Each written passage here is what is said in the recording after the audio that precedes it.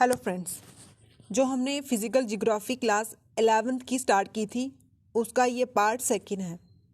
ठीक है, तो इसका जो फर्स्ट एमसीक्यू है आज की वीडियो का, earth receive almost all its energy. ठीक है, जो हमारी अर्थ है वो एनर्जी कहाँ से रिसीव करती है, ये आपको पता ही है, सन, मून, स्टार। तो ये सन से। ऑप्शन ए हमारा करेक्ट हो जाता है। नेक्स्ट क्वेश्चन है, what is the temperature at the sun gaseous surface. ठीक है, जो सन की गैसियस सरफेस है उसका कितना टेम्परेचर होता है, उसका क्या टेम्परेचर होता है, ये पूछा हुआ है। ठीक है, वो होता है 5700 डिग्री सेल्सियस। ये अपडेट होता रहता है, चेंज होता रहता है। ठीक है, तो ऑप्शन बी हमारा करेक्ट हो जाता है।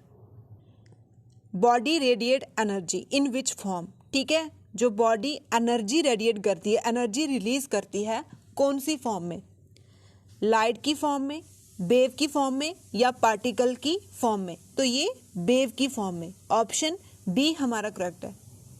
नेक्स्ट क्वेश्चन है, earth in turn radiate the heat back to the atmosphere in long wave. ठीक है, लॉन्ग वेव में तो उस रेडिएशन को हम क्या बोलते हैं, उस रेडिएशन को हम बोलते हैं terrestrial radiation.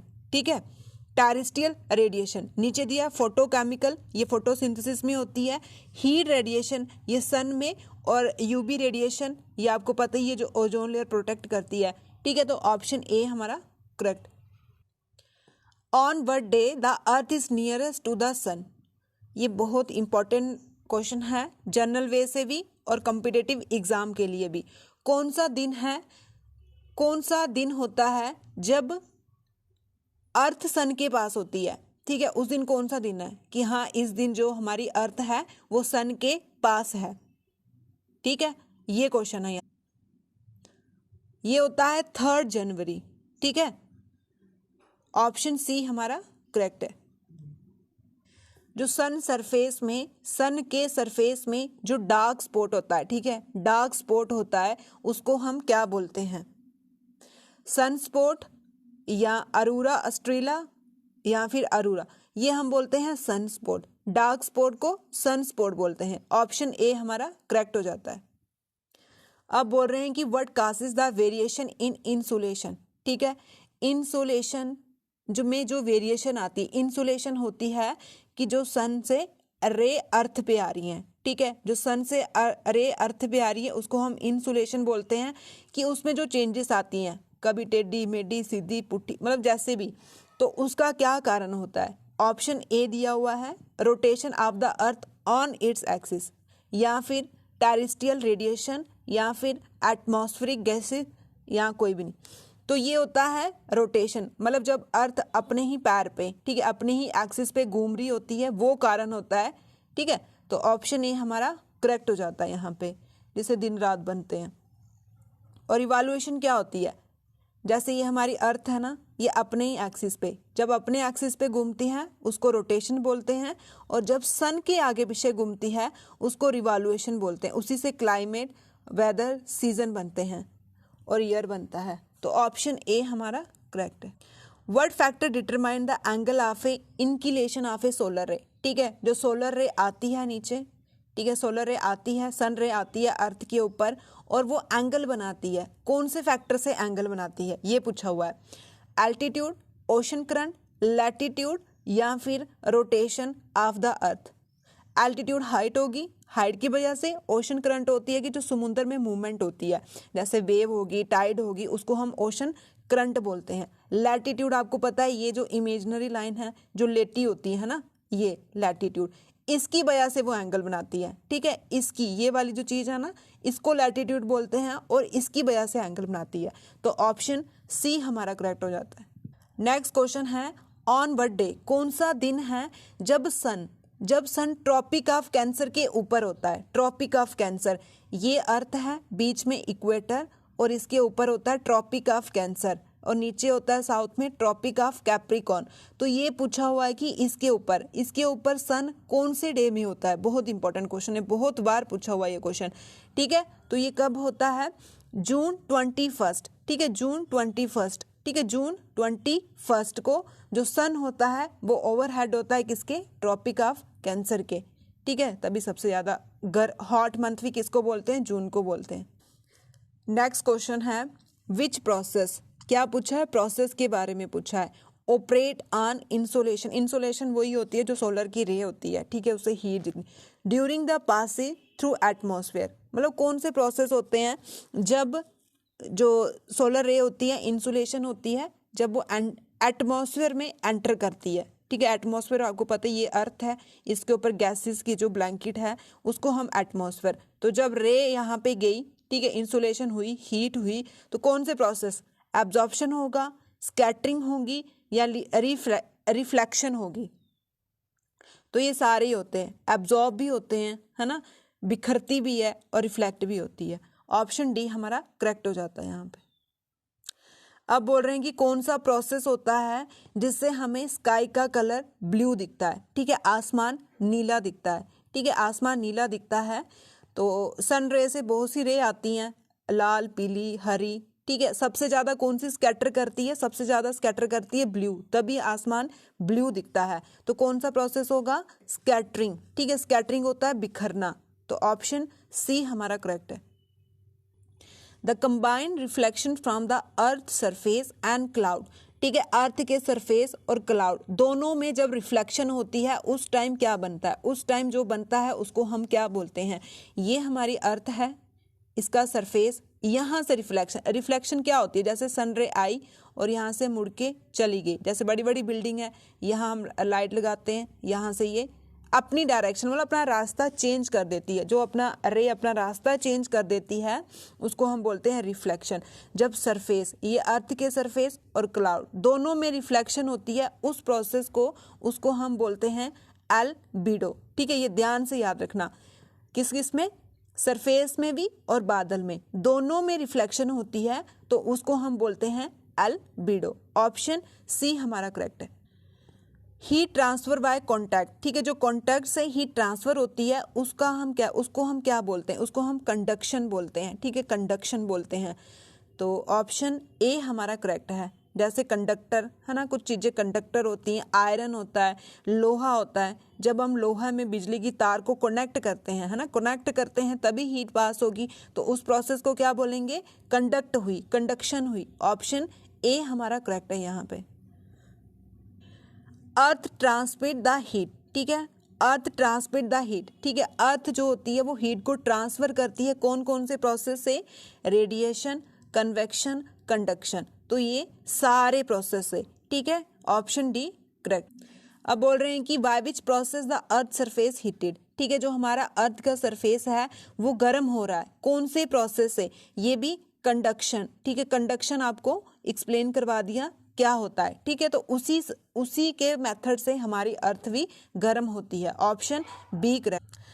How much solar radiation receive at the top of atmosphere, ठीक है, टॉप ऑफ एटमॉस्फेयर में सोलर की रेडिएशन कितनी रिसीव की जाती है, तो 100 यूनिट, ठीक है। एटमॉस्फेयर की लेयर आपको पता ही है, ट्रोपोस्फेयर, स्ट्रेटोस्फेयर कल भी बताई थी, मीजोस्फेयर, फिर आती है हमारी थर्मोस्फेयर, फिर आती है एक्सोस्फेयर, जो टॉप है वहां पे 100 यूनिट सोलर रेडिएशन रिसीव होती है। ऑप्शन ए करेक्ट है।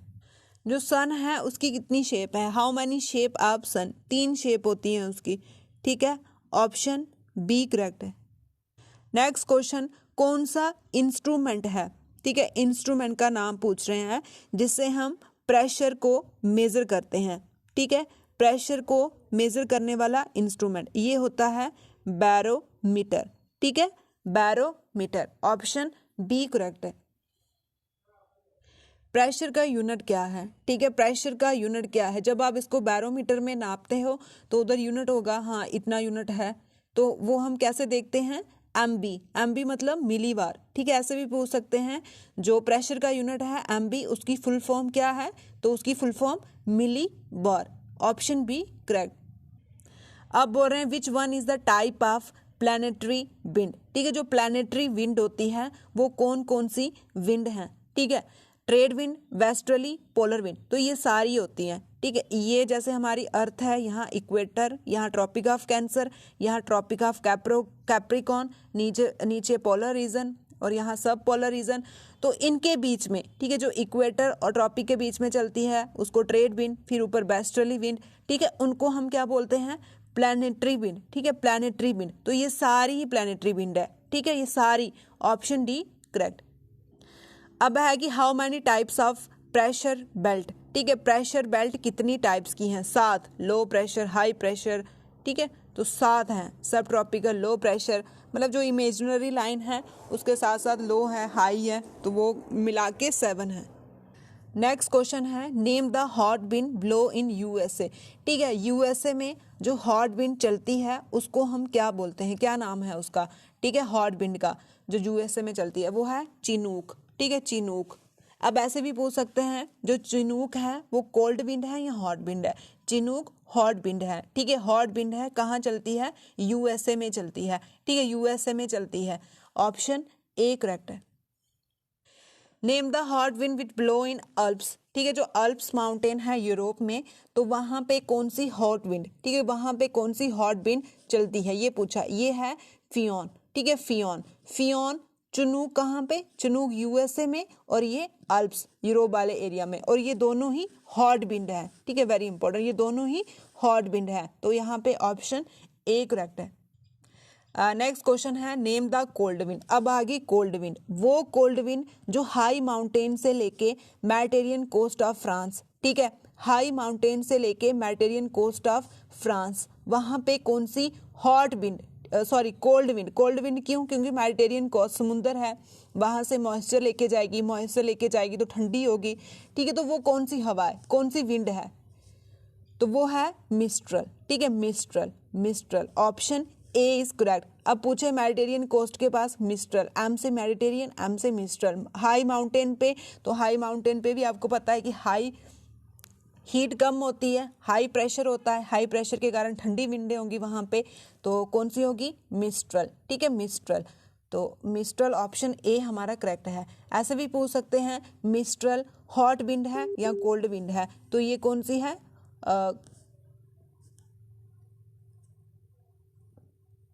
Cold wind, option A is correct. Next question है, name the hot wind blow in north India in summer, ये आप सभी को पता है कौन सी, लू। यहाँ पे जो चिनूक है वो भी हॉट विंड है, और फ्योन वो भी हॉट विंड। फ्योन कहाँ, अल्प्स में, चिनूक कहाँ, यूएसए में, लू कहाँ, इंडिया में, इंडिया में कहाँ, नॉर्थ इंडिया में, ठीक है, तो फ्योन, चिनूक, लू, फ्योन, लू, चिनूक, फ्योन, लू, चिनूक, ये तीनों ही हॉट विंड है, ठीक है, तो option C correct. Next question है, name the force which deflect the wind, ठीक है, which deflect the wind from the path due to rotation of earth.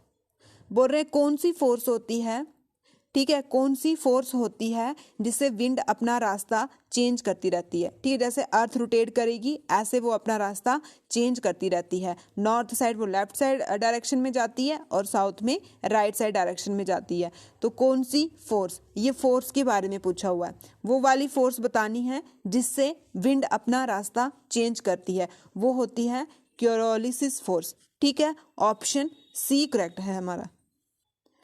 Which one is the broad type of cyclone, ठीक है, broad type of cyclone, temperate या tropical, ये दोनों ही type के cyclone होते हैं। अभी रिसेंट आपने सुना होगा एक बून साइक्लोन आया, टेम्परेट साइक्लोन, कहाँ पे, अमेरिका और कनाडा में, ठीक है, अमेरिका और कनाडा में, ऑप्शन सी करेक्ट।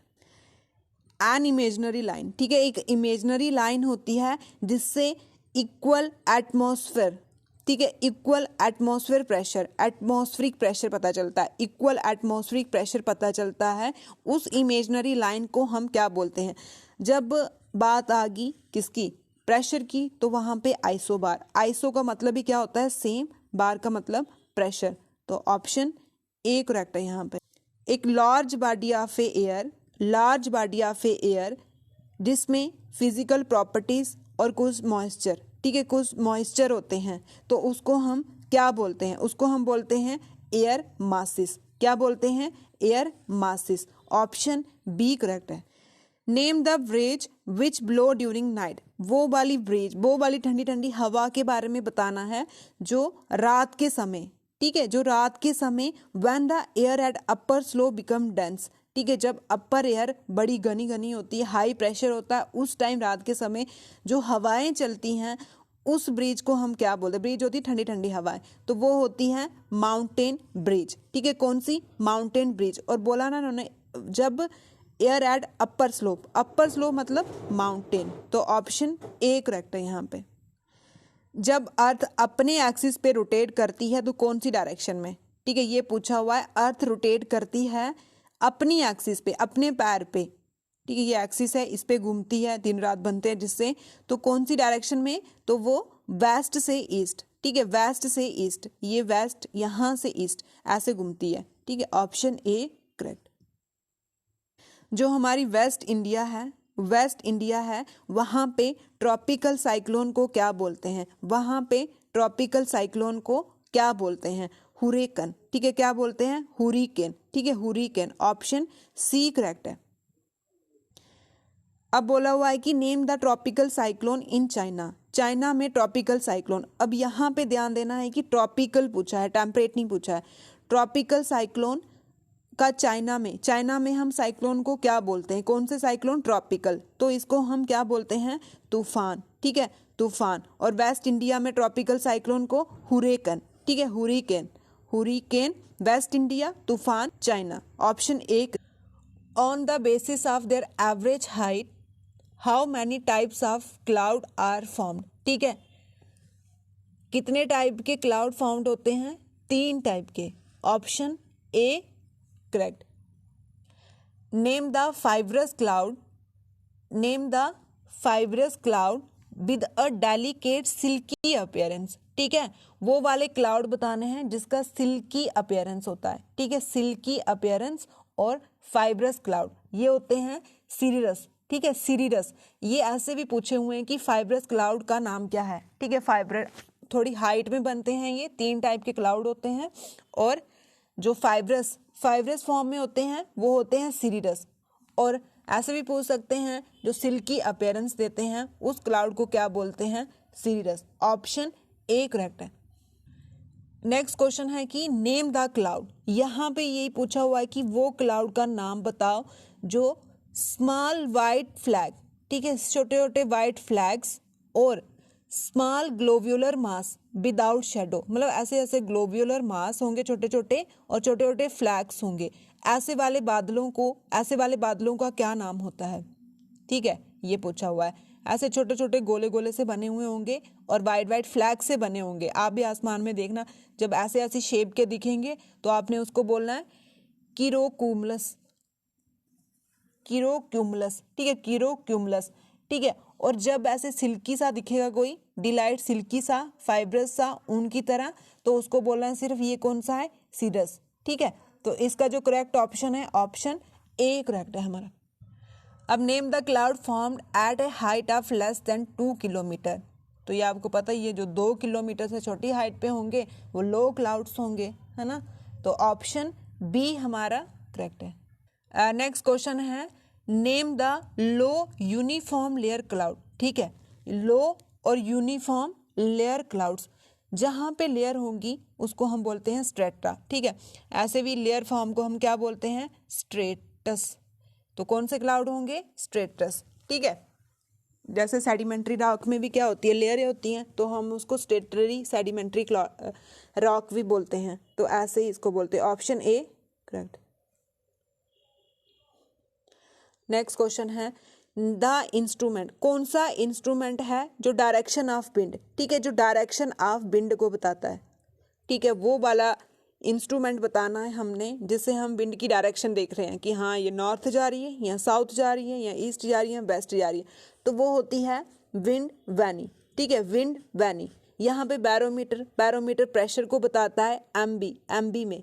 ठीक है, एमबी क्या? मिलीबार। फिर एनीमोमीटर ये ह्यूमिडिटी को बताता है। Option B correct. अब बोल रहे हैं कि name the periodic wind. Periodic wind कौन सी होती हैं? अब यहाँ पे वेस्टर्ली, ईस्टर्ली, चिनूक ये दी हुई हैं, ये कौन सी थी? प्लानेटरी। ठीक है, प्लानेट वाली। तो मॉनसून, जो मॉनसून होती है, सीजनल विंड होती है ना, सीजन के हिसाब से आती है, तो उसको हम बोलते हैं periodic wind. Option C. Next question है, ये क्लाइमेट के ऊपर है। जो कोईपन क्लाइमेट क्लासिफिकेशन है, ठीक है, वो किस पे बेस है, ये पूछा हुआ है। तो जेनेटिक, एम्पिरिकल, अप्लाइड। तो ये एम्पिरिकल पे बेस्ड है, ठीक है, एम्पिरिकल पे बेस्ड है। अब इन्होंने बोला है कि जो पोलर क्लाइमेट ग्रुप है, ठीक है, पोलर क्लाइमेट ग्रुप है, उसको कौन से लेटर से रिप्रेजेंट करते हैं, उसको कौन से लेटर से। आपको पता ही है कि जो क्यूपन है इसने क्लाइमेट को लेटर से रिप्रेजेंट करके बताया है, ठीक है, वर्ल्ड क्लाइमेट को लेटर से रिप्रेजेंट। तो पोलर कहाँ पे आएगा, ये इक्वेटर है यहाँ पे टॉप में, ठीक है, टॉप में। तो टॉप में मतलब फर्स्ट, तो क्या होगा, ए, ठीक है। ऐसे भी लर्न कर सकते हो कि ये टॉप में है, पहले नंबर आ रहा है, तो पहले नंबर अल्फ़ाबेट में कौन आता है, ए आता है। तो इसको पोलर क्लाइमेट ग्रुप को कौन से लेटर से रिप्रेजेंट किया है, ए से। ऑप्शन ए हमारा करेक्ट है। और जो सिंबल ई है, ठीक है, सिंबल ई, ई कौन से क्लाइमेट को रिप्रेजेंट करता है, ये करता है बोरियल, ठीक है, बोरियल्स को, बोरियल। पोलर क्लाइमेट को ओ और बोरियल को ई। ऑप्शन सी करेक्ट है।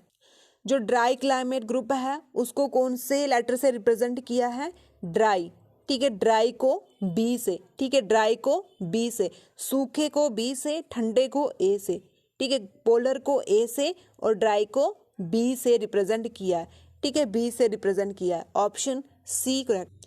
नेक्स्ट क्वेश्चन है, the classification of a world climate, ठीक है, जो वर्ल्ड का क्लाइमेट है उसको हमने क्लासीफाई किया हुआ है, मतलब उसके ओरिजिन को कैसे बना हुआ है, तो वो किसके ऊपर बेस्ड है, ठीक है, वेदर की कौन सी कंडीशन पे बेस्ड है। वेरी इंपॉर्टेंट क्वेश्चन है, ठीक है।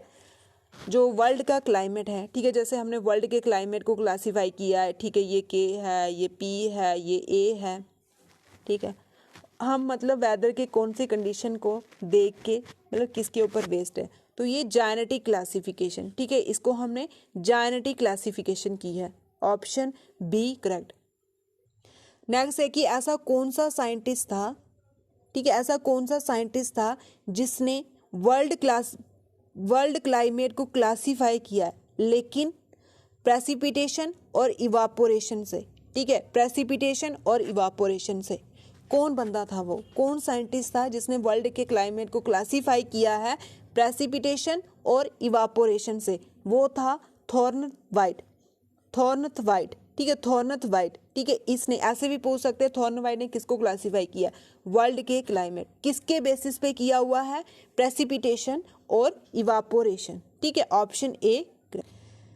Tropical wet and dry climate, ठीक है, जो ट्रॉपिकल वेट और ड्राई क्लाइमेट का दूसरा नाम क्या है, tropical wet and dry climate का दूसरा नाम सवाना क्लाइमेट, ठीक है, सवाना क्लाइमेट, सवाना क्लाइमेट का दूसरा नाम tropical wet and dry. Option A correct है।